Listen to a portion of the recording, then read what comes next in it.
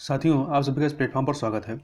यहाँ पर हम लोग आगामी समीक्षा सहायक समीक्षा अधिकारी 2021 जो कि उत्तर प्रदेश लोक सेवा आयोग के द्वारा यह परीक्षा आयोजित कराई जाएगी, उसके लिए करंट अफेयर देखेंगे।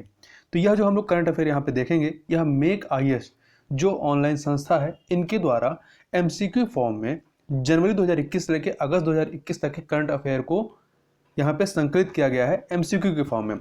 तो हम लोग जो है पहले ही जनवरी और फरवरी माह के करंट अफेयर के 4 वीडियो को प्रत्येक महीने में 150 क्वेश्चन को कवर किया गया है।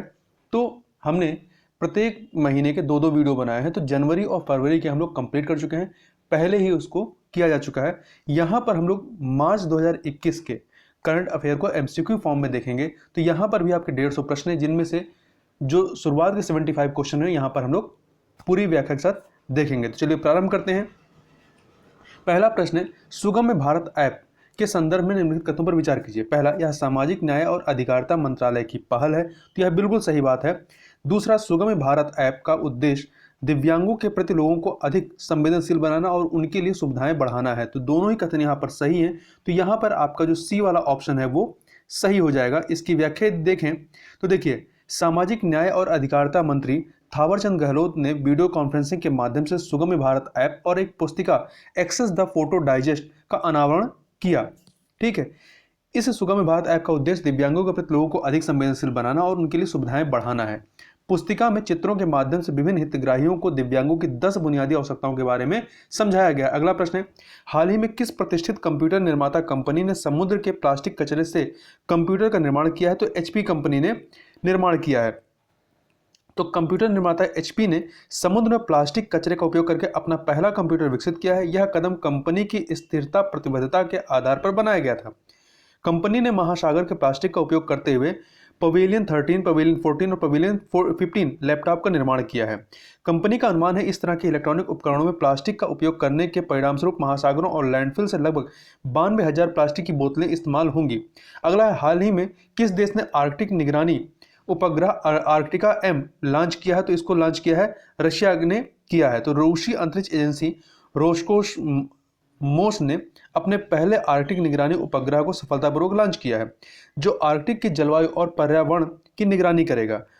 रोस्कोसमोस ने सोयूजी 2.1 बी कैरियर रॉकेट को लॉन्च किया है। इस रॉकेट की सहायता से आर्कटिक एम उपग्रह को ले जाया गया है। अगला प्रश्न है, निम्नलिखित कथनों पर विचार कीजिए। 2 कथन दिए गए हैं। पहला है, हाल ही में भारतीय रिजर्व बैंक ने भारतीय रिजर्व बैंक अधिनियम 1934 की दूसरी अनुसूची में फिनो पेमेंट्स बैंक को शामिल किया है। बिल्कुल सही बात है। दूसरा, भारतीय रिजर्व बैंक अधिनियम 1934 की दूसरी अनुसूची में शामिल कुछ बैंक जो है अनुसूचित बैंक हैं। तो यहाँ पे कुछ बैंक नहीं, सभी बैंक जो हैं वो आपके अनुसूचित बैंक हैं। ठीक है, तो पहला कथन सही परंतु दूसरा वाला सही नहीं है, इसलिए ए ऑप्शन आपका सही हो जाएगा। देखिए, भारतीय रिजर्व बैंक अधिनियम 1934 की दूसरी अनुसूची में शामिल सभी बैंक अनुसूचित बैंक हैं। इन बैंकों में अनुसूचित वाणिज्यिक बैंक और अनुसूचित सहकारी बैंक शामिल हैं। भारतीय रिजर्व बैंक अधिनियम 1934 के तहत अनुसूचित बैंकों को होने वाले जो लाभ है उसमें आरबीआई से बैंक दर पर ऋण के लिए पात्र बन जाता है, स्वचालित रूप से क्लियरिंग हाउस की सदस्यता प्राप्त करता है, आरबीआई से प्रथम श्रेणी के विनिमय बिलों का पुनर्भाजन के योग्य होता है। अगला है, निम्नलिखित कथनों पर विचार कीजिए। 2 कथन दिए गए। 1 मार्च को विश्व स्तर पर शून्य भेदभाव दिवस मनाया जाता है। बिल्कुल सही बात है। दूसरा, संयुक्त राष्ट्र एड्स कार्यक्रम द्वारा शून्य भेदभाव दिवस मनाया जाता है। ये दोनों कथन आपके सही हैं, इसलिए सी ऑप्शन सही हो जाएगा।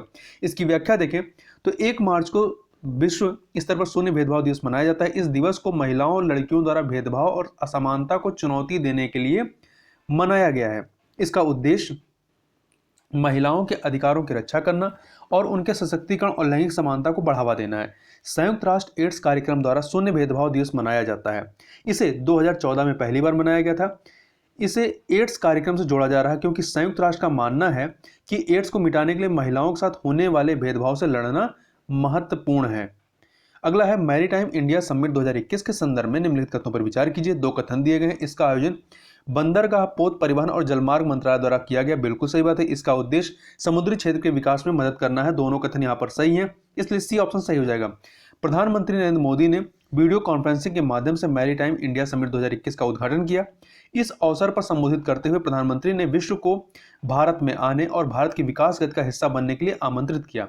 3 दिन के मैरीटाइम्स इंडिया शिखर सम्मेलन 2021 का आयोजन बंदरगाह, पोत परिवहन और जलमार्ग मंत्रालय द्वारा वर्चुअल प्लेटफॉर्म पर किया जा रहा है।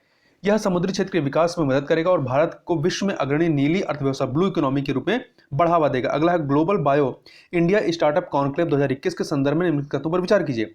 इसका आयोजन वर्ल्ड बैंक द्वारा किया गया, इसका बैंक आयोजन नहीं, तो इसका आयोजन वर्ल्ड बैंक द्वारा नहीं किया गया, बल्कि इसका आयोजन जो है जैव प्रौद्योगिकी विभाग भारत सरकार द्वारा इसका आयोजन किया गया। ठीक है, और इसका उद्घाटन जो है आपका रेल वाणिज्य और उद्योग उपभोक्ता कार्य खाद्य और सार्वजनिक वितरण मंत्री पीयूष गोयल के द्वारा किया गया। दूसरा कथन, तो पहला वाला आपका गलत हो गया। दूसरा कथन क्या है, ग्लोबल बायो इंडिया 2021 का विषय जो है, जो थीम है वह है bio sciences to bio economy, tagline के साथ ट्रांसफॉर्मिंग लाइव्स था। ठीक है, तो ये आपका सही है, तो दूसरा वाला कथन सही होगा, बी। ठीक है, इसका आयोजन का जो उद्देश्य है वो राष्ट्रीय के साथ साथ अंतर्राष्ट्रीय स्तर पर भारत के जैव प्रौद्योगिकी क्षेत्र की ताकत और अवसरों का प्रदर्शन करना है। भारत सरकार का 2025 तक 150 बिलियन अमेरिकी डॉलर की बायो इकोनॉमी का निर्माण करने का लक्ष्य है। तो महत्वपूर्ण फैक्ट याद रखिएगा 2025 तक। अगला है निम्नलिखित में से कौन सा या से कथन सत्य है। पहला, डेजर्ट फ्लैग युद्धाभ्यास संयुक्त अरब अमीरात वायुसेना द्वारा आयोजित एक वार्षिक बहुराष्ट्रीय बड़ा युद्धाभ्यास है। बिल्कुल सही बात है। भारतीय वायुसेना इस वर्ष इसमें पहली बार शामिल हुई। दोनों ही कथन यहाँ पर सही है, सी ऑप्शन सही हो जाएगा, सी ऑप्शन आपका सही हो जाएगा। देखिए, युद्धाभ्यास डेजर्ट फ्लैग आपका 6 के बारे में, तो देखिए यह जो है संयुक्त अरब अमीरात वायुसेना की मेजबानी में आयोजित एक वार्षिक बहुराष्ट्रीय बड़ा युद्धाभ्यास है। भारतीय वायुसेना संयुक्त अरब अमीरात, संयुक्त राज्य अमेरिका, फ्रांस, सऊदी अरब, दक्षिण कोरिया और बहरीन की वायुसेनाओं के साथ यह अभ्यास जो है डेजर्ट फ्लैग 5 में पहली बार भाग ले रही है। जो भारतीय वायुसेना है, यह अभ्यास संयुक्त अरब अमीरात के अल दाफरा एयरबेस पर दिनांक 3 मार्च से लेकर 27 मार्च तक इसका आयोजन किया गया। 21 मार्च से 3 मार्च 2021 से लेकर 27 मार्च तक। अगला है land ports authority of India के संदर्भ में निम्नलिखित कथनों में से कौन सा कथन सत्य है। पहला, यह एक संवैधानिक निकाय नहीं, यह एक संवैधानिक निकाय नहीं है, बल्कि यह एक वैधानिक निकाय है। ठीक है, यह बंदरगाह, पोत परिवहन और जलमार्ग मंत्रालय भारत सरकार के तहत आता है, नहीं, यह गृह मंत्रालय के तहत कार्य करता है। तो यहाँ पे दोनों ही कथन आपके गलत हैं, तो डी ऑप्शन सही हो जाएगा। ठीक है, land ports authority of India ने 1 मार्च 2021 को अपना 9वां स्थापना दिवस मनाया है। यह भारत में सीमा अवसंरचना के निर्माण, उन्नयन, रखरखाव और प्रबंधन के प्रति जिम्मेदार है। यह पूरे भारत की सीमाओं पर कई एकीकृत चेक पोस्ट का प्रबंधन करता है, land ports authority of India. अगला निम्नलिखित में से कौन सा या से कथन सत्य है। पहला, हाल ही में राज्यसभा टीवी और लोकसभा टीवी का विलय करके भारत टीवी कर दिया गया। नहीं, इसका नाम भारत टीवी नहीं है, बल्कि इसका नाम संसद टीवी कर दिया गया है।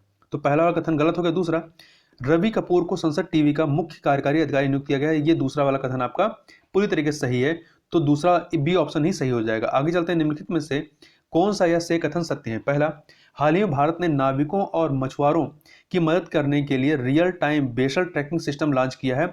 यह बिल्कुल सही है। इस प्रणाली को Sagar Manthan mercantile marine domain awareness centre नाम दिया गया। दोनों कथन सही है, इसलिए सी ऑप्शन यहाँ पर सही हो जाएगा। इसकी व्याख्या यदि देखें तो भारत ने नाविकों और मछुआरों की मदद करने के लिए real time vessel tracking system launch किया। इस प्रणाली को Sagar Manthan mercantile marine domain awareness centre MMDAC नाम दिया गया है। मैरीटाइम इंडिया समिट 2021 में इस प्रणाली को प्रधानमंत्री नरेंद्र मोदी के द्वारा लॉन्च किया गया है। अगला प्रश्न, निम्नलिखित कथनों पर विचार कीजिए। 2 कथन दिए गए हैं। पहला है, हाल ही में प्रमुख भारतीय अर्थशास्त्री लिंगिया नोरोना को संयुक्त राष्ट्र पर्यावरण कार्यक्रम के न्यूयॉर्क स्थित कार्यालय के प्रमुख के रूप में नियुक्त किया गया। बिल्कुल सही बात है, तो आपका पहला वाला कथन पूरी तरीके से सही है। दूसरा, संयुक्त राष्ट्र पर्यावरण कार्यक्रम की स्थापना 1992 में हुई थी, नहीं 1972 में हुई थी। ठीक है, तो आपका दूसरा वाला कथन सही नहीं है। तो कौन सा सही नहीं है, तो बी ऑप्शन। देखिए, वर्ष 1972 में स्थापित संयुक्त राष्ट्र पर्यावरण कार्यक्रम यूनेप एक प्रमुख वैश्विक पर्यावरण प्राधिकरण है, जिसका प्राथमिक कार्य वैश्विक पर्यावरण एजेंडा निर्धारित करना, संयुक्त राष्ट्र प्रणाली के भीतर सतत विकास को बढ़ावा देना और वैश्विक पर्यावरण संरक्षण हेतु एक आधिकारिक अधिवक्ता के रूप में कार्य करना है। आगे चलते हैं, कैच द रेन अभियान के संदर्भ में निम्नलिखित कथनों पर विचार कीजिए। इसे राष्ट्रीय जल मिशन के अंतर्गत शुरू किया गया। यह कथन आपका सही है। ठीक है, इस अभियान में उपयुक्त वर्षा जल संचयन संरचनाएं बनाने में मदद मिलेगी। तो दोनों कथन यहाँ पर सही, इसलिए यहाँ पे सी ऑप्शन कौन सही है, तो सी ऑप्शन होना चाहिए। ठीक है, देखिए, राष्ट्रीय जल मिशन का कैच द रेन अभियान राज्यों में लॉन्च किया गया है। इस अभियान की tagline catch the rain where it falls when it falls. इस अभियान में उपयुक्त वर्षा जल संचयन संरचनाएं बनाने में मदद मिलेगी जो मानसून के गिरने से पहले जलवायु परिस्थितियों और उपमौसम के लिए उपयुक्त है। यह अभियान check dam, rooftop, RWHS, water harvesting pit, tank की डिसल्टिंग को बढ़ाकर अपनी भंडार क्षमता बढ़ाने के लिए चलाया गया है। हिमालयन सीरो के संदर्भ में निम्नलिखित तथ्यों पर विचार कीजिए। दो कथन है। हाल ही में एक हिमालयन सीरो को तमिलनाडु में देखा गया। नहीं, तमिलनाडु में नहीं देखा गया बल्कि असम के मानस राष्ट्रीय उद्यान में देखा गया। तो पहला वाला कथन आपका गलत हो गया। ठीक है, दूसरा देखिए, इसे वन्यजीव संरक्षण अधिनियम 1972 की अनुसूची 1 के तहत संरक्षण दिया गया है। तो दूसरा सही, इसलिए बी ऑप्शन आपका सही हो जाएगा। हिमालयन सीरो बकरी, गधा, गाय और सुअर की तरह दिखता है। यह एक शाकाहारी जानवर है। सीरो आमतौर पर 2000 मीटर और 4000 मीटर की ऊंचाई पर पाए जाते हैं। वे पूर्वी, मध्य और पश्चिमी हिमालय में पाए जाते हैं। हिमालयन सीरो को असुरक्षित श्रेणी में रखा गया है। इसे वन्यजीव संरक्षण अधिनियम 1972 की अनुसूची 1 के तहत संरक्षण दिया गया है। अगले प्रश्न की तरफ चलते हैं। निम्नलिखित कथनों पर विचार कीजिए। पहला, 3 मार्च को विश्व वन्यजीव दिवस मनाया गया। बिल्कुल सही बात है।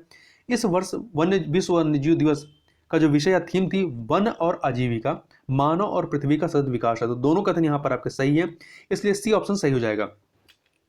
ठीक है, देखिए 20 सितंबर 2013 को संयुक्त राष्ट्र महासभा ने 3 मार्च को विश्व वन्यजीव दिवस घोषित किया था। इसी दिन 1973 में वन्य जीवों और वनस्पतियों की लुप्तप्राय प्रजातियों के अंतर्राष्ट्रीय व्यापार से संबंधित एक घोषणा पत्र पर हस्ताक्षर किए गए। इस वर्ष विश्व वन्यजीव दिवस का थीम था वन और आजीविका, मानव और पृथ्वी का सतत विकास है। किसे उत्तर प्रदेश हिंदी संस्थान के प्रतिष्ठित भारत भारती पुरस्कार 2019 से सम्मानित करने की घोषणा की गई है।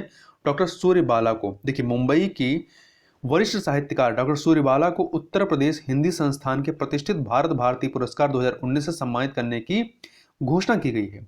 लखनऊ के दयानंद पांडे, ये जो दयानंद पांडे हैं, इनको लोहिया साहित्य सम्मान सम्मानित किया जाएगा। जबकि दिल्ली के तरुण विजय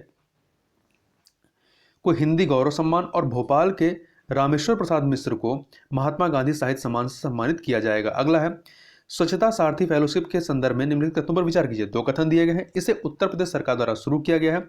नहीं, इसे भारत सरकार के प्रधान वैज्ञानिक सलाहकार के कार्यालय ने 3 मार्च 2021 को वेस्ट टू हेल्थ मिशन के तहत स्वच्छ सारथी फेलोशिप लॉन्च किया। तो उत्तर प्रदेश सरकार ने नहीं लॉन्च किया। तो पहला कथन गलत हो गया। दूसरा, वैज्ञानिक और स्थायी तरीके से अपशिष्ट प्रबंधन हेतु प्रदान की जाएगी।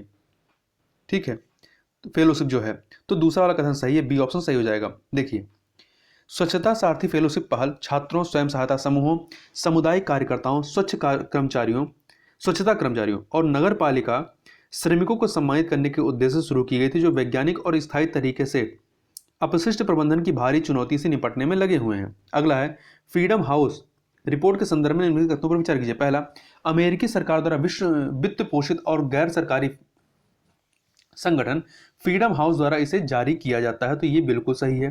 ठीक है, दूसरा, इसमें कहा गया कि भारत में राजनीतिक अधिकार और नागरिक स्वतंत्रता में वृद्धि दर्ज की गई। नहीं, इसमें कहा गया है इसमें गिरावट दर्ज की गई है। ठीक है, तो पहला सही, दूसरा वाला गलत है। तो यहाँ पे आपका ए ऑप्शन सही हो जाएगा।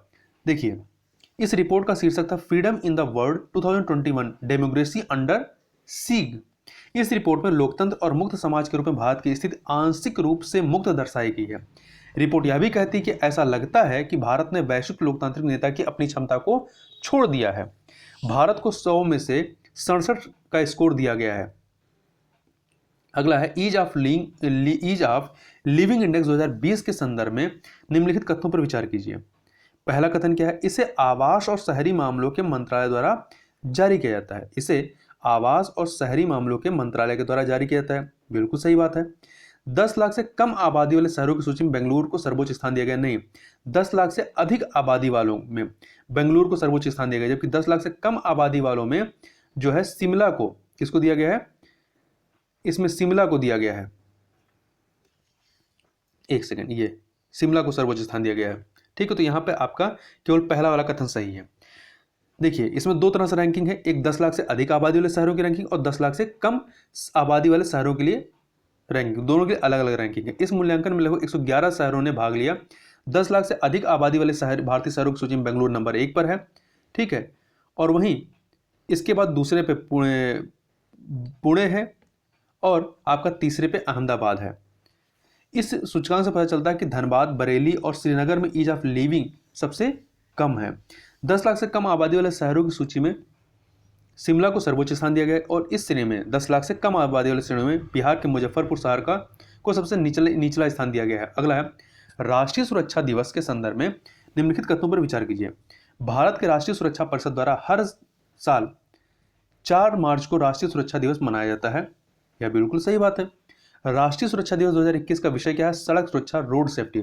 तो बताना इनमें से कौन सा सही नहीं है, तो दोनों ही सही है। कौन सही नहीं है? तो डी ऑप्शन, ना तो ए ना तो टू, मतलब कौन सही नहीं, तो दोनों सही, इसलिए डी ऑप्शन सही हो जाएगा।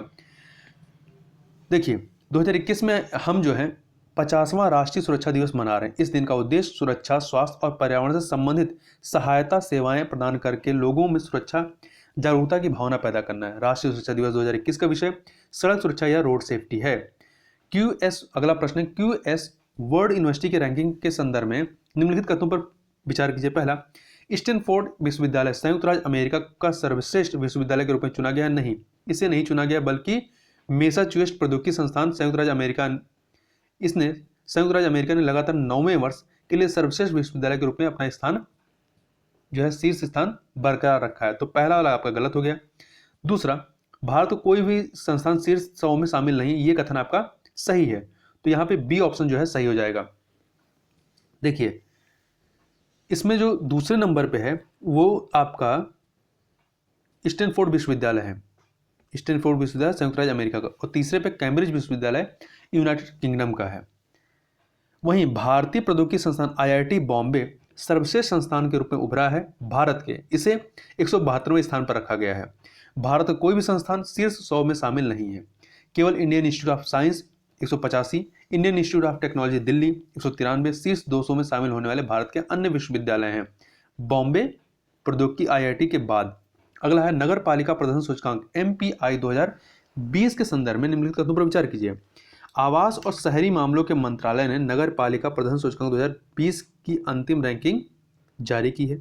मिलियन प्लस श्रेणी में इंदौर सबसे ऊपर है। तो दोनों ही कथन यहां पर आपके पूरी तरीके से सही है, सी ऑप्शन सही हो जाएगा। ठीक है, तो आवास और शहरी मामलों के मंत्रालय ने इसको जारी किया गया। इसमें भी रैंकिंग दो प्रकार से होती है, एक मिलियन प्लस श्रेणी में और एक मिलियन से कम श्रेणी में। ठीक है, तो मिलियन प्लस में आपका जो है इंदौर सबसे ऊपर है, और जबकि मिलियन से कम श्रेणी में नई दिल्ली नगर पालिका परिषद लीडर के रूप में उभरी है। अगला है नाग नदी प्रदूषण न्यूनीकरण परियोजना के संदर्भ में निम्नलिखित कथनों पर विचार कीजिए। पहला, इस परियोजना को राष्ट्रीय नदी संरक्षण योजना के तहत मंजूरी दी गई है। बिल्कुल सही बात है। यह नदी महाराष्ट्र में नागपुर शहर से होकर गुजरती है। दोनों ही कथन यहाँ पर सही हैं, इसलिए सी ऑप्शन सही हो जाएगा। देखिए हाल ही में हुआ क्या है कि केंद्र सरकार ने नाग नदी में सीवेज और औद्योगिक कचरे के कारण होने वाले प्रदूषण से निपटने के लिए नाग नदी प्रदूषण न्यूनीकरण परियोजना को मंजूरी दी है। इस परियोजना को राष्ट्रीय नदी संरक्षण योजना के तहत मंजूरी दी गई है और इसे राष्ट्रीय नदी संरक्षण निदेशालय द्वारा कार्यान्वित किया जाएगा। ज्ञातव्य है कि यह नदी महाराष्ट्र में नागपुर शहर से होकर गुजरती है और महाराष्ट्र के तीसरे सबसे बड़े शहर नागपुर को यह नाम इसी नदी के नाम से प्राप्त हुआ है। नाग नदी मूल तौर पर पश्चिमी नागपुर के अंबाझरी झील से निकलती है। अगला है, हाल ही में किस देश ने भारत के साथ रक्षा सामग्री और उपकरणों की खरीद के लिए क्रियान्वयन व्यवस्था नामक एक प्रमुख समझौते पर हस्ताक्षर किया है? तो यह हस्ताक्षर किया गया है किसके द्वारा? फिलीपींस के द्वारा किया गया है, जिसके अनुसार देश भारत से ब्रह्मोस क्रूज मिसाइल खरीदेगा। लाल चावल के संदर्भ में निम्नलिखित कथनों पर विचार कीजिए। इसे पश्चिमी घाट में उगाया जाता है, तो ये आपका सही नहीं है, पश्चिमी घाट में नहीं उगाया जाता है। चावल की इस किस्म को बाओ धान कहा जाता है, तो दूसरा वाला कथन सही है, बी ऑप्शन सही हो जाएगा। देखिए भारत की चावल निर्यात क्षमता को बढ़ावा देने के लिए लाल चावल की पहली खेप को संयुक्त राज्य अमेरिका के लिए रवाना किया गया। आयरन से भरपूर लाल चावल असम की ब्रह्मपुत्र घाटी में किसी भी रासायनिक उर्वरक के इस्तेमाल के बिना उगाया जाता है। चावल की इस किस्म को बाओ धान कहा जाता है, जो कि असमिया भोजन का एक अभिन्न अंग है। अगला है, भारत विज्ञान और अनुसंधान फेलोशिप के संदर्भ में निम्नलिखित कथनों पर विचार कीजिए। पहला, यह विदेशी वैज्ञानिकों को प्रदान नहीं किया जाता, गलत। यह भारतीय और विदेशी दोनों को प्रदान किया जाता है। दूसरा, चयनित वैज्ञानिकों को भारतीय विज्ञान संस्थानों और विश्वविद्यालयों में अनुसंधान का अवसर मिलता है। तो इसमें कौन सा कथन सही नहीं है? तो पहला वाला सही नहीं है, बाकी दूसरा वाला सही है। देखिए भारत जो है विज्ञान और अनुसंधान फेलोशिप के लिए इस वर्ष 6 देशों के 40 वैज्ञानिकों को चुना है। ठीक है, इन वैज्ञानिकों को भारतीय विज्ञान संस्थानों और विश्वविद्यालयों में अनुसंधान का अवसर मिलेगा। इन देशों में अफगानिस्तान, बांग्लादेश, भूटान, मालदीव, म्यांमार, नेपाल, श्रीलंका और थाईलैंड के वैज्ञानिक शामिल होते हैं। यह फेलोशिप 2015 से शुरू की गई और पिछले वर्ष कोविड महामारी के कारण फेलोशिप की घोषणा नहीं की गई थी। आगे चलते हैं। स्पेस हरिकेन के संदर्भ में निम्नलिखित तथ्यों पर विचार कीजिए। यह प्लाज्मा का घूमता द्रव्यमान जो पानी के बजाय आयन मंडल में इलेक्ट्रॉनों की बारिश करता है, यह आपका सही है। ठीक है, और इसे ही स्पेस हरिकेन कहा जाता है। तो पहला वाला आपका कथन सही है। दूसरा, वैज्ञानिकों ने पहली बार एक स्पेस हरिकेन की खोज उत्तरी ध्रुव पर की। दोनों कथन ये भी सही है, तो सी ऑप्शन आपका सही हो जाएगा। पृथ्वी के ऊपरी वायुमंडल में उत्तरी ध्रुव पर 8 घंटे तक यह तूफान चला। यह तूफान आमतौर पर पृथ्वी के निचले वातावरण में घटित होते हैं। यह ऊपरी वायुमंडल में कभी नहीं देखा गया था। ठीक है, उत्तरी ध्रुव पर पाए गए तूफान में कई स्पाइरल भुजाओं वाले प्लाज्मा शामिल हैं। यह एक एंटी क्लॉकवाइज दिशा में घूम रहा था। किसे सेराबिक ग्लोबल एनर्जी और एनवायरमेंट लीडरशिप पुरस्कार से सम्मानित किया गया है? तो भारतीय प्रधानमंत्री नरेंद्र मोदी जी को।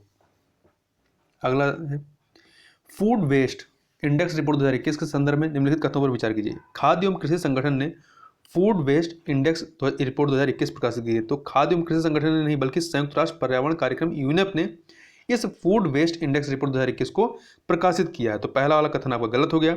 दूसरा, रिपोर्ट में कुल वैश्विक खाद्य उत्पादन का 17% बर्बाद होने पर भी प्रकाश डाला गया। दूसरा वाला कथन आपका सही है, पहला गलत है। तो देखिए, यूनेप की इस रिपोर्ट के अनुसार दुनिया भर में 2019 में अनुमानित 931 मिलियन टन भोजन बर्बाद हुआ।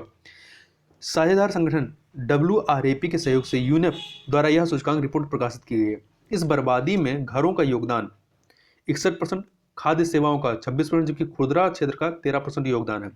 रिपोर्ट में कुल वैश्विक खाद्य उत्पादन का 17% बर्बाद होने पर भी प्रकाश डाला गया है। भारत में घरेलू भोजन बर्बादी प्रतिवर्ष 50 किलोग्राम प्रति व्यक्ति है, जो प्रतिवर्ष जो है आपका ये आंकड़ा यहाँ पर देख लीजिए, इसको याद करने की कोई ज़रूरत नहीं है। आगे चलते हैं। हाल ही में गैरसैंण को राज्य का नया प्रशासनिक मंडल घोषित किया गया है। यह किस राज्य में स्थित है? तो ये आपका उत्तराखंड में स्थित है। इसके साथ ही कुमाऊं और गढ़वाल के साथ यह उत्तराखंड का तीसरा मंडल बन गया है। प्रधानमंत्री ने वीडियो कॉन्फ्रेंसिंग के जरिए भारत और किस के बीच मैत्री सेतु का उद्घाटन किया है? भारत और बांग्लादेश के बीच में। ठीक है, मैत्री सेतु खीनी नदी पर, कौन सी नदी पर ध्यान रखिएगा, मैत्री सेतु खीनी नदी पर बनाया गया है, जो त्रिपुरा और बांग्लादेश के में भारतीय सीमा के बीच बहती है। दीर्घकालिक विकास लक्ष्य भारत सूचकांक के संदर्भ में निम्नलिखित में से कौन सा या से कथन सत्य है? पहला, इसे नीति आयोग द्वारा जारी किया जाता है, तो सही है। पहली बार 2014 में यह सूचकांक जारी किया गया था, नहीं, पहली बार दिसंबर 2018 में यह सूचकांक जारी किया गया था। तो दूसरा वाला कथन गलत है, पहला वाला सही है, ये ऑप्शन सही हो जाएगा। और अभी 2021 में इसका तीसरा संस्करण जारी किया गया है। पहला 18 में आया था, दिसंबर 18 में, और अभी जो है 10 मार्च 2021 को इसका तीसरा संस्करण आया है। यह अब देश में दीर्घकालिक विकास लक्ष्यों की प्रगति की निगरानी करने का एक प्राथमिक साधन है, और इसने केंद्र और राज्यों के बीच विकास की प्रतिस्पर्धा को आगे बढ़ाया। नीति आयोग द्वारा प्रतिपादित एवं विकसित इस सूचकांक को इसके निर्माण की प्रक्रिया में शामिल मूल हितधारकों में केंद्र और राज्य सरकारें, भारत में संयुक्त राष्ट्र की कार्यरत संस्थाएं, सांख्यिकी और कार्यक्रम कार्यान्वयन मंत्रालय और अन्य प्रमुख मंत्रालय शामिल हैं। अगला है, स्टैंड अप इंडिया योजना के संदर्भ में निम्नलिखित कथनों में से कौन सा कथन सत्य है? पहला, इस योजना की शुरुआत भारत सरकार द्वारा 2020 में की गई थी, नहीं, 16 जनवरी 2016 की गई थी, 16 जनवरी 2016 की गई थी। स्टैंड अप इंडिया योजना ऐसी ही एक योजना है जिसमें 81% खाता धारक महिलाएं हैं, बिल्कुल सही है। इस योजना का मुख्य उद्देश्य व्यापार और एंटरप्रेन्योरशिप को बढ़ावा देना है, ये भी सही है। तो आपका बी ऑप्शन 2 और 3 सही हो जाएगा।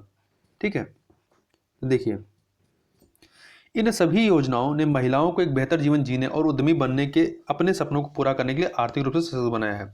यह योजना अनुसूचित जाति, अनुसूचित जनजाति और महिला उद्यमियों के लिए संस्थागत ऋण संरचना प्रदान करने का प्रयास करती है। अगला है, निम्नलिखित कथनों पर विचार कीजिए। पहला, गूगल ने अंतर्राष्ट्रीय महिला दिवस के अवसर पर 8 मार्च 2021 को एक नया web platform women will launch किया है। बिल्कुल सही बात है। इस वेब पोर्टल को अंग्रेजी और हिंदी भाषाओं में एक्सेस किया जा सकता है। दोनों कथन यहाँ पर सही हैं। यह मंच भारत में 1 मिलियन ग्रामीण महिलाओं को अपना समर्थन प्रदान करेगा ताकि वे त्वरक कार्यक्रमों, व्यावसायिक ट्यूटोरियल और मेंटरशिप की मदद से उद्यमी बन सकें। इस वेब पोर्टल को अंग्रेजी और हिंदी भाषाओं में एक्सेस किया जा सकता है। यह गाँवों में इच्छुक महिलाओं को अपनी रुचि जैसे सौंदर्य सेवाओं, tailoring, home tuition, food processing आदि को व्यवसाय में बदलने के लिए मार्गदर्शन प्रदान करेगा। अगला है आर्थिक स्वतंत्रता सूचकांक 2021 के संदर्भ में निम्नलिखित कथनों पर विचार कीजिए। इसे वर्ल्ड इकोनॉमिक फोरम द्वारा जारी किया करता है? नहीं, इसे वर्ल्ड इकोनॉमिक फोरम नहीं जारी करता है, बल्कि अमेरिकी थिंक टैंक हेरिटेज फाउंडेशन द्वारा इस आर्थिक स्वतंत्रता सूचकांक को जारी किया जाता है। इस सूचकांक में अमेरिका ने लगातार दूसरे वर्ष वैश्विक रैंकिंग में शीर्ष स्थान हासिल किया है। तो देखिए, अमेरिका नहीं बल्कि सिंगापुर ने लगातार दूसरे वर्ष वैश्विक रैंकिंग में शीर्ष स्थान हासिल किया। तो यहाँ पर डी ऑप्शन मतलब दोनों ही गलत है, ये सही हो जाएगा।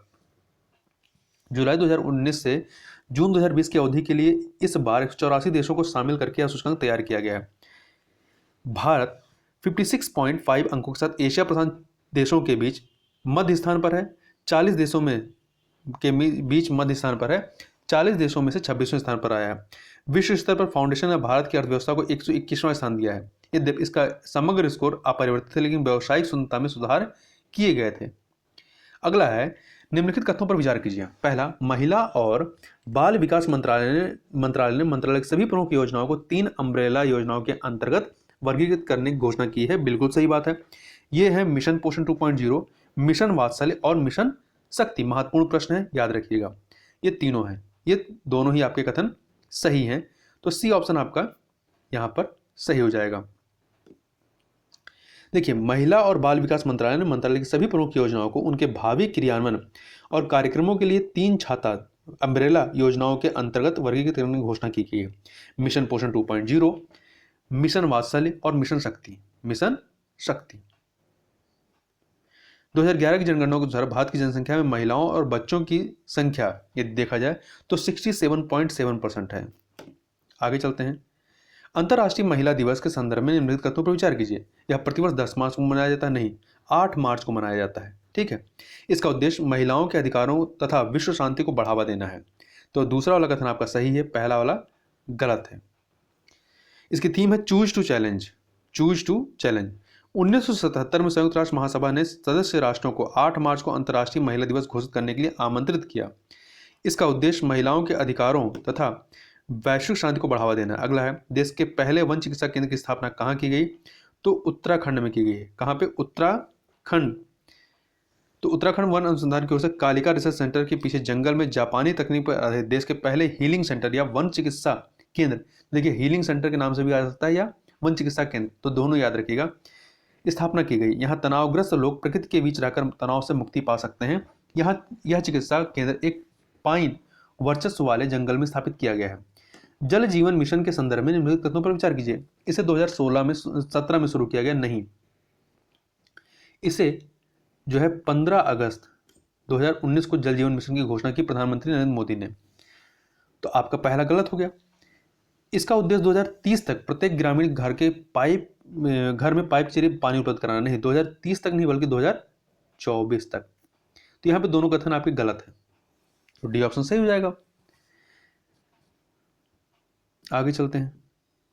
अगला है, किस बैंक ने बैंक में महिला अधिकारियों द्वारा महिला उद्यमियों को सलाह देने के लिए स्टार्टअप उन्नति नामक एक समर्पित कार्यक्रम शुरू करने की घोषणा की है? तो HDFC बैंक ने ऐसा कार्यक्रम लॉन्च करने की घोषणा की है।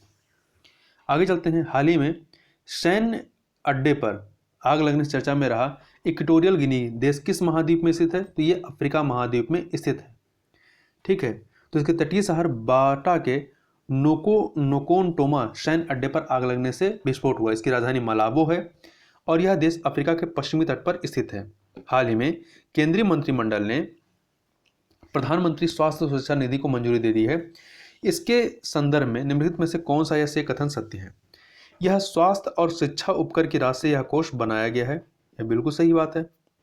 इस निधि का संचालन स्वास्थ्य मंत्रालय करेगा। यह भी सही है, दोनों सही है, सी ऑप्शन सही हो जाएगा। देखिए, केंद्रीय मंत्रिमंडल ने प्रधानमंत्री स्वास्थ्य सुरक्षा निधि को मंजूरी दे दी है। वित्त विधेयक 2007 के तहत स्वास्थ्य और शिक्षा उपकर की राशि स्वास्थ्य और शिक्षा उपकर की राशि से यह कोष बनाया गया है। इस कोष की राशि वित्त वर्ष के साथ समाप्त नहीं होगी बल्कि यथावत रहेगी। इस राशि का उपयोग आयुष्मान भारत, प्रधानमंत्री जन आरोग्य योजना, स्वास्थ्य और आरोग्य केंद्र, राष्ट्रीय स्वास्थ्य मिशन तथा प्रधानमंत्री स्वास्थ्य सुरक्षा योजना जैसे स्वास्थ्य और परिवार कल्याण योजनाओं में किया जाएगा। प्रधानमंत्री स्वास्थ्य सुरक्षा निधि का संचालन स्वास्थ्य मंत्रालय करेगा। आगे चलते हैं। निसार के संदर्भ में निम्नलिखित तथ्यों पर विचार कीजिए। पहला, भारतीय अंतरिक्ष अनुसंधान संगठन इसरो ने इसे अमेरिकी अंतरिक्ष एजेंसी नासा के साथ मिलकर विकसित किया। बिल्कुल सही बात है। ये एल बैंड और एम बैंड नामक दो अलग अलग रडार आवृत्तियों का उपयोग करेगा। दोनों कथन यहाँ पर पूरी तरीके से सही है, सी ऑप्शन सही हो जाएगा। इसरो अर्थात भारतीय अंतरिक्ष अनुसंधान संस्थान इसरो ने अमेरिकी रक्षा एजेंसी नासा के साथ मिलकर सिंथेटिक एपर्चर राडार का विकास पूरा किया है, जिसमें संयुक्त पृथ्वी अवलोकन उपग्रह मिशन के लिए अत्यधिक उच्च रिजोल्यूशन छवियों के उत्पादन की क्षमता है। निसार पहला उपग्रह मिशन है जो एल बैंड और एस बैंड नामक दो अलग अलग राडार आवृत्तियों का प्रयोग या उपयोग करेगा। Air technology propulsion AIP technology के संदर्भ में निम्नलिखित तथ्यों पर विचार कीजिए। पहला, इसे रक्षा अनुसंधान एवं विकास संगठन ने इजरायल के साथ मिलकर विकसित किया। नहीं, इजरायल के साथ मिलकर नहीं विकसित किया, जबकि आपके DRDO ने स्वयं विकसित किया इसे। तो देखिए, एयर इंडिपेंडेंट प्रोपल्सन जो है ये पनडुब्बी को पानी के नीचे लंबे समय तक रहने की अनुमति देता है। ठीक है, तो सही है। दूसरा वाला, पहला वाला आपका गलत है, तो बी ऑप्शन सही हो जाएगा। यह प्रणाली नाभिकीय पनडुब्बी की तुलना में सब सरफेस प्लेटफॉर्म को अधिक शांत बना देती है। 10 मार्च 2021 को किस भारतीय संस्थान को FAO का किंग भूमि बोल वर्ल्ड साइल्ड डे 2020 पुरस्कार प्रदान किया गया? तो ये प्रदान किया गया है आपका ICAR को, भारतीय कृषि अनुसंधान परिषद। देखिए, थाईलैंड में भारत की राजदूत सुश्री सुचित्रा दुरई ने भारतीय कृषि अनुसंधान परिषद की तरफ से खाद्य एवं कृषि संगठन का प्रतिष्ठित king Bhumibol world soil day 2020 पुरस्कार ग्रहण किया है। आगे चलते हैं। निम्नलिखित कथनों पर विचार कीजिए। पहला, भारतीय नौसेना ने तीसरी स्टील्थ स्कॉर्पियन श्रेणी की पनडुब्बी INS करंज को नौसेना के बेड़े में शामिल किया है। प्रोजेक्ट 75 के तहत 6 स्कॉर्पियन श्रेणी की पनडुब्बियां बनाई जा रही हैं। दोनों कथन यहाँ पर सही हैं, इसलिए सी ऑप्शन आपका सही हो जाएगा। देखिए, भारतीय नौसेना ने तीसरी स्टील्थ स्कॉर्पियन श्रेणी की पनडुब्बी INS करंज को नौसेना डॉकयार्ड मुंबई में औपचारिक कमीशनिंग समारोह में नौसेना के बेड़े में शामिल किया है। फ्रांस के मेसस नेवल ग्रुप के सहयोग से मझगांव डाक शिप बिल्डर्स लिमिटेड मुंबई द्वारा भारत में प्रोजेक्ट 75 के तहत 6 स्कॉर्पियन श्रेणी की पनडुब्बियां बनाई जा रही हैं। आगे चलते हैं। ई एप्लीकेशन श्रमिक कल्याण पोर्टल के संदर्भ में निम्नलिखित तथ्यों पर विचार कीजिए। पहला, इसे वित्त मंत्रालय द्वारा विकसित किया गया? नहीं, इसे भारतीय रेल मंत्रालय के द्वारा विकसित किया गया है। यह न्यूनतम मजदूरी अधिनियम के प्रावधानों का अनुपालन सुनिश्चित करता है। तो दूसरा वाला कथन सही, पहला वाला गलत है, तो सी ऑप्शन आपका सही हो जाएगा। देखिए, ई एप्लीकेशन न्यूनतम मजदूरी अधिनियम के प्रावधानों का अनुपालन सुनिश्चित करता है और यह भी सुनिश्चित करता है कि इस एप्लीकेशन पर भारतीय रेलवे में काम करने वाले संविदा कर्मियों को किए जाने वाले भुगतान का विवरण ठेकेदार नियमित रूप से अपलोड करे। अगला है, संयुक्त राष्ट्र के बाह्य लेखा परीक्षकों की समिति के अध्यक्ष के रूप में किसे नियुक्त किया गया है? तो गिरीश चंद्र मुर्मू को नियुक्त किया गया है। भारत के गिरीश चंद्र मुर्मू को वर्ष 2021 के लिए संयुक्त राष्ट्र के बाह्य लेखा परीक्षकों की समिति के अध्यक्ष के रूप में नियुक्त किया गया है। अगला है, दार्शनिक 2 के संदर्भ में निम्नलिखित तथ्यों पर विचार कीजिए। यह भारत मंगोलिया संयुक्त सैन्य प्रशिक्षण अभ्यास नहीं, यह भारत और उज्बेकिस्तान के मध्य का है। ठीक है, ना कि भारत और मंगोलिया। इस वर्ष इसका आयोजन भारत में किया गया है। बिल्कुल सही है, उत्तराखंड में किया गया है। तो यहां पर आपका पहला कथन, कौन सा कथन सही नहीं है? पहला वाला सही नहीं है, दूसरा सही है। तो याद रखिए, दार्शनिक 2 भारत और उज्बेकिस्तान के मध्य में। 27वें हुनर हाट का आयोजन कहाँ किया गया? तो इसका आयोजन जो है मध्य प्रदेश के भोपाल में। कहाँ पे? मध्य प्रदेश के भोपाल में किया गया। अगला है, किस भारतीय कलाकार को international federation of film archive FIAF पुरस्कार 2021 सम्मानित किया गया है? तो अमिताभ बच्चन को सम्मानित किया गया है। किसको? अमिताभ बच्चन को। और ये पुरस्कार पाने वाले पहले भारतीय हैं। आगे चलते हैं और ध्यान रखिएगा, international federation of film archives FIAF पुरस्कार की शुरुआत वर्ष 2001 में हुई थी। हाल ही में चर्चा में रही अर्जुन सहायक सिंचाई परियोजना किस राज्य में है? तो यह आपका उत्तर प्रदेश में है। ठीक है, यह सिंचाई परियोजना किसानों के लिए सकारात्मक बदलाव लाएगी। उन्होंने महोबा जिले में अर्जुन सहायक परियोजना के तहत लहचुरा बांध का शुभारंभ करते समय इसकी घोषणा की थी। यह कितने का बजट है तो छोड़ दिए। यह धसान नदी पर बनाई जा रही है। यह महत्वपूर्ण है कि अर्जुन सहायक सिंचाई परियोजना किस पर है? तो यह धसान नदी पर स्थित है। आगे चलते हैं, एक्सेलेरेटर बेंगलुरु इनिशिएटिव संबंधित है किससे? यह महिला उद्यमी से संबंधित है। कर्नाटक राज्य ने महिलाओं के स्वामित्व वाले सूक्ष्म व्यवसाय को सहायता प्रदान करने के लिए एक्सेलेरेटर बेंगलुरु इनिशिएटिव शुरू की है। अंतर्राष्ट्रीय क्रिकेट के सभी प्रारूपों में 10,000 रन बनाने वाली पहली भारतीय महिला खिलाड़ी कौन बनी है? मिताली राज बनी है। आगे चलते हैं, project information system and management या प्रिज्म के संदर्भ में निम्नलिखित कथनों में से कौन सा कथन सत्य है? देखिए, पहला, विज्ञान और इंजीनियर्स अनुसंधान बोर्ड SERB द्वारा इस पोर्टल की स्थापना की गई। यह इसके द्वारा समर्थित विभिन्न शोध परियोजनाओं पर वास्तविक समय में जानकारी प्रदान करता है। तो यहां पर दोनों कथन आपके सही हो जाएंगे, सी ऑप्शन। तो ये जो आपका प्रिज्म है या project information system and management, इसे हाल ही में विज्ञान और इंजीनियरिंग अनुसंधान बोर्ड SERB द्वारा project information system and management या प्रिज्म नामक एक पोर्टल की स्थापना की गई, जो इसके द्वारा समर्पित या समर्थित विभिन्न शोध परियोजनाओं पर वास्तविक समय में जानकारी प्रदान करता है। अमृत महोत्सव के संदर्भ में निम्नलिखित कथनों पर विचार कीजिए। आज़ादी का अमृत महोत्सव भारत की स्वतंत्रता की 75वीं वर्षगांठ मनाने हेतु भारत सरकार द्वारा आयोजित कार्यक्रमों की एक श्रृंखला है। बिल्कुल सही बात है। प्रधानमंत्री ने 12 मार्च 2021 को अहमदाबाद के साबरमती आश्रम में आज़ादी के अमृत महोत्सव का उद्घाटन किया। तो दोनों कथन सही हैं। तो यहाँ पर पूछ रहा है कौन सा सही नहीं है? तो डी वाला, ना तो एक सही है, मतलब कौन सा सही नहीं है। तो यहाँ पर क्या है? दोनों सही हैं। ठीक है, आपके दोनों सही हैं। देखिए, आज़ादी का अमृत महोत्सव भारत की स्वतंत्रता की 75वीं वर्षगांठ मनाने हेतु भारत सरकार द्वारा आयोजित कार्यक्रमों की एक श्रृंखला है। यह महोत्सव जन भागीदारी की भावना के साथ जन उत्सव के रूप में मनाया जाएगा और ये कार्यक्रम 15 अगस्त 2022 से 75 सप्ताह पूर्व आयोजित किए जा रहे हैं। उत्तर प्रदेश के किस जिले में 3 दिवसीय काला नमक चावल महोत्सव का आयोजन किया गया? तो सिद्धार्थनगर में। कहाँ किया गया? सिद्धार्थनगर में किया गया। इस चावल महोत्सव कार्यक्रम का आयोजन एक जनपद एक उत्पाद के तहत चयनित उत्पादों को आत्मनिर्भर भारत अभियान और लोकल फॉर वोकल के रूप में बाजार में बढ़ावा देने और ब्रांड बनाने के लिए किया जा रहा है। हाल ही में एक सक्रिय ज्वालामुखी माउंट सिनाबू विस्फोट के कारण चर्चा में रहा है।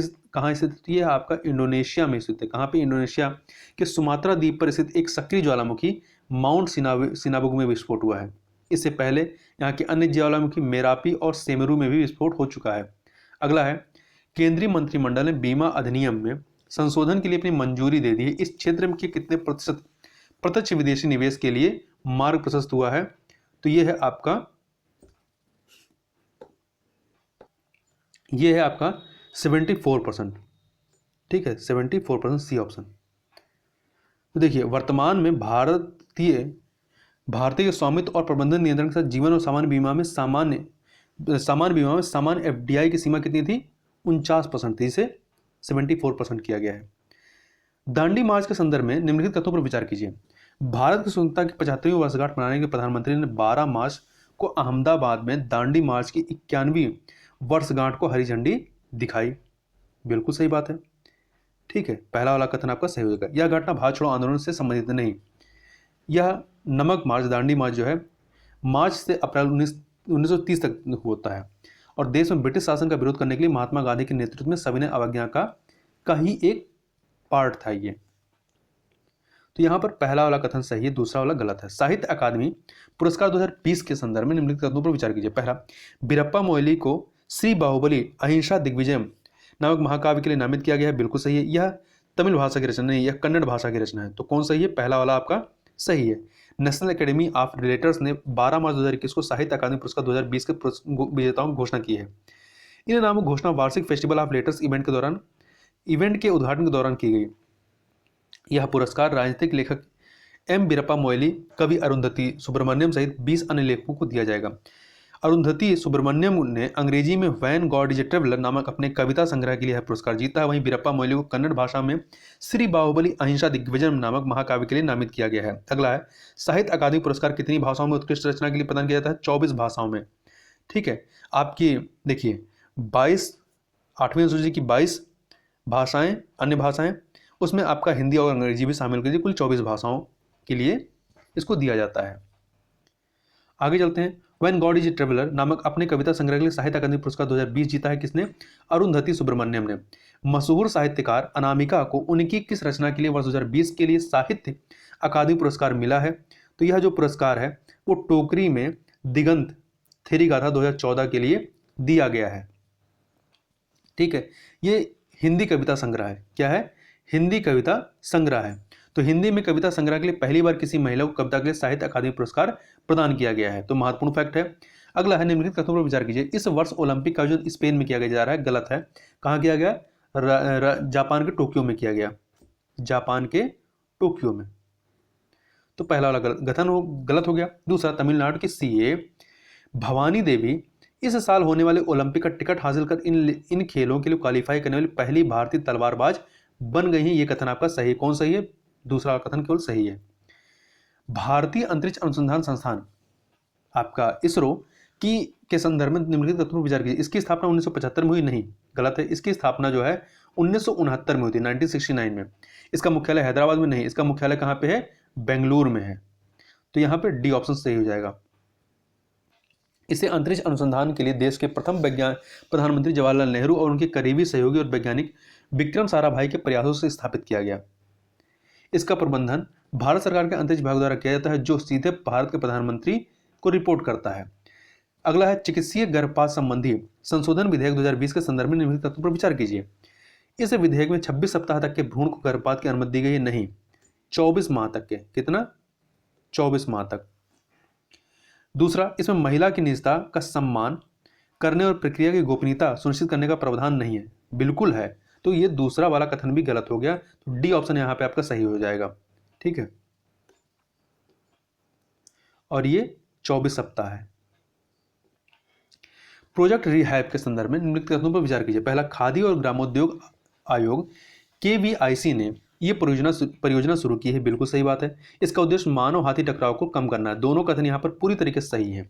तो देखिए, आपके खादी और ग्रामोद्योग आयोग ने देश में मानव हाथी टकराव को कम करने के लिए मधुमक्खी बाड़ बनाने की एक अनूठी परियोजना शुरू की है। प्रोजेक्ट रिहैब मधुमक्खियों के माध्यम से हाथी मानव हमलों को कम करने की परियोजना का उद्देश्य शहद वाली मधुमक्खियों का उपयोग करके मानव बस्तियों में हाथियों के हमलों को विफल करना है और इस प्रकार से मनुष्य व हाथी दोनों के जीवन को हानि को कम से कम करना है। इसे कर्नाटक के कोडागु जिले के चेल्लूर गांव के आसपास 4 स्थानों पर पायलट प्रोजेक्ट शुरू किया गया है। तो ध्यान रखिएगा, प्रोजेक्ट रिहैब KVIC के राष्ट्रीय शहद मिशन के तहत एक उप मिशन है। जीनोम मैपिंग परियोजना के संदर्भ में निम्नलिखित तथ्यों पर विचार कीजिए। पहला, यह नेशनल इंस्टीट्यूट ऑफ ओशनोग्राफी की पहल है, बिल्कुल सही बात है, हिंद महासागर में। ठीक है। दूसरा, इसका उद्देश्य हिंद महासागर में सूक्ष्म जीवों के जीनोम मैपिंग के नमूनों को इकट्ठा करना है, यह भी सही बात है। हिंद महासागर में पृथ्वी की पानी की सतह का लगभग 20% हिस्सा है, यह भी सही है। तो डी ऑप्शन आपका सही हो जाएगा। Mobile integrated network terminal system के संदर्भ में निम्नलिखित कथनों पर विचार कीजिए। पहला, भारतीय सेना mobile integrated network terminal MINT system खरीदने जा रही है, जो सरकार के आत्मनिर्भर भारत अभियान को एक बड़ा बढ़ावा है। तो बिल्कुल सही है।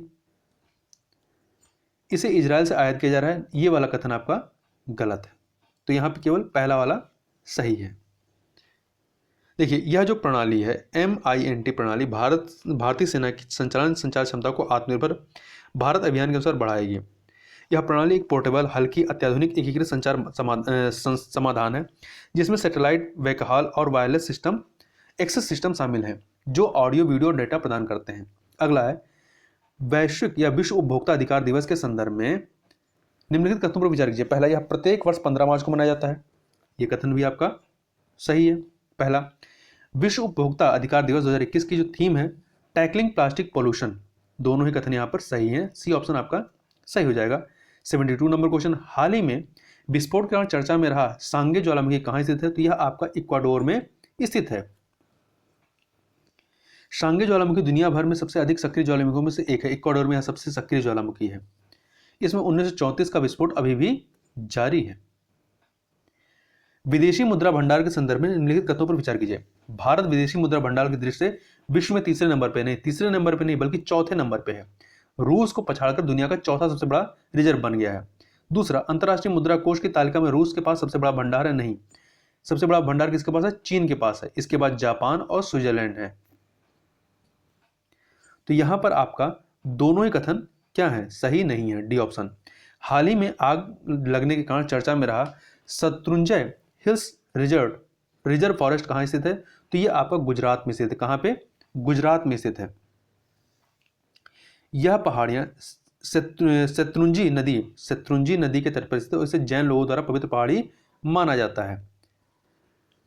और यह जो है एशियाई शेरों का निवास स्थल है। ग्रैमी अवार्ड 2021 के संदर्भ में निम्नलिखित कथनों पर विचार कीजिए। बियॉन्से 28वीं ग्रैमी पुरस्कार जीतने वाली एकमात्र 28 ग्रैमी पुरस्कार जीतने वाली एकमात्र महिला कलाकार बन गई। बिल्कुल सही है। टेलर स्विफ्ट के फोल्क लोर एल्बम को एल्बम ऑफ द ईयर पुरस्कार सम्मानित किया गया। ये भी कथन सही है। दोनों कथन यहाँ पर सही है। ठीक है, देखिए, record of the year Billie Eilish की एवरीथिंग आई वांटेड के लिए प्रदान किया गया है। जबकि टेलर स्विफ्ट के फोल्क लोर एल्बम को जो है एल्बम ऑफ द ईयर पुरस्कार से सम्मानित किया गया है। और यह जो अभी ग्रैमी अवार्ड दिया गया है, यह इसका 63वां संस्करण जो है लॉस एंजल्स में इसको प्रदान किया गया है। और इस पुरस्कार समारोह में मेगन द स्टाइलियन और हैरी स्टाइल को पुरस्कार प्रदान किए गए हैं। इस प्रकार से यहाँ पर हम लोगों ने 75 प्रश्नों को पूरे एमसीक्यू फॉर्म में व्याख्या के साथ देखा। तो इस वीडियो में बस इतना ही। मिलते हैं नेक्स्ट वीडियो में, तब तक के लिए बहुत बहुत धन्यवाद।